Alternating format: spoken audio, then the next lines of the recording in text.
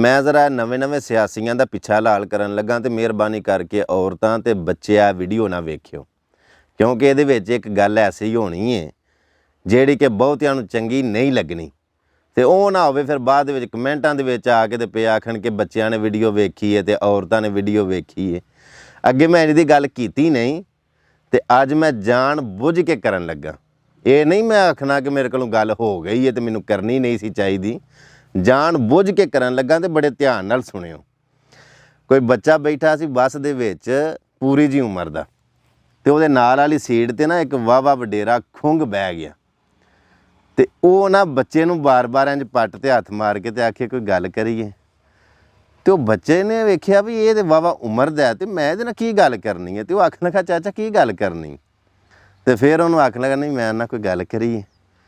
तो बच्चा जिहड़ा ना बड़ा परेशान होया भी ये खुंगे मैं इहदे नाल लड़ के ते देड़िया ही ना जा।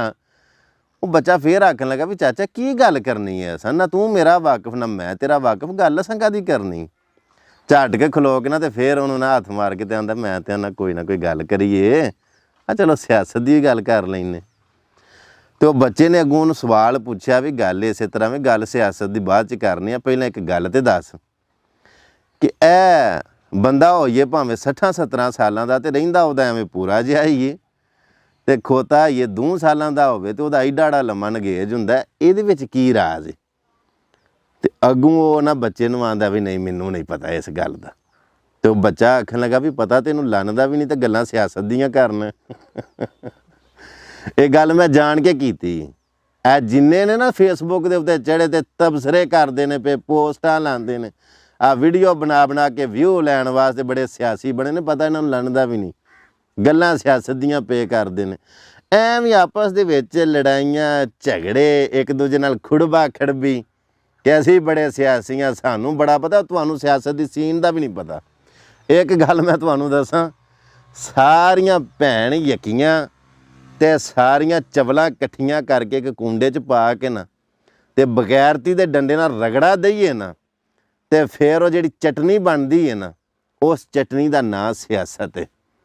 एवें ही ना अपने रिश्ते खराब करो, एवें ना अपने तलक खराब करो, एवें ही ना एक दूजे दे नाल रिलेशन ते दोस्तियां खराब करो।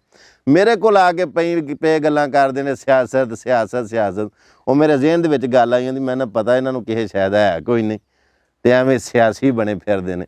लिहाजा अगर कोई गल माड़ी लगी होवे तो कोई माजरत नहीं, एहतियात करिया करो। जिहड़ा काम बनदा ना, जिहड़ा काम करना चाहिए उस काम अपने हल तवज्जो दवो। इन्हां सियासियां ने एक दूजे दे नाल जिहड़े अंदर खाते घोल मसोले मारे ने, तुहानूं तो उन्हां दा भी नहीं पता। सियासत किते उत्ते दी गल ने, जे गल माड़ी लगी होवे तो कोई माजरत नहीं, कोई माफ़ी नहीं, क्योंकि जान बुझ के गल कीती है तो ना इस तो पहला इंज की गुफ्तगू की है तो ना ही अगों करनी है।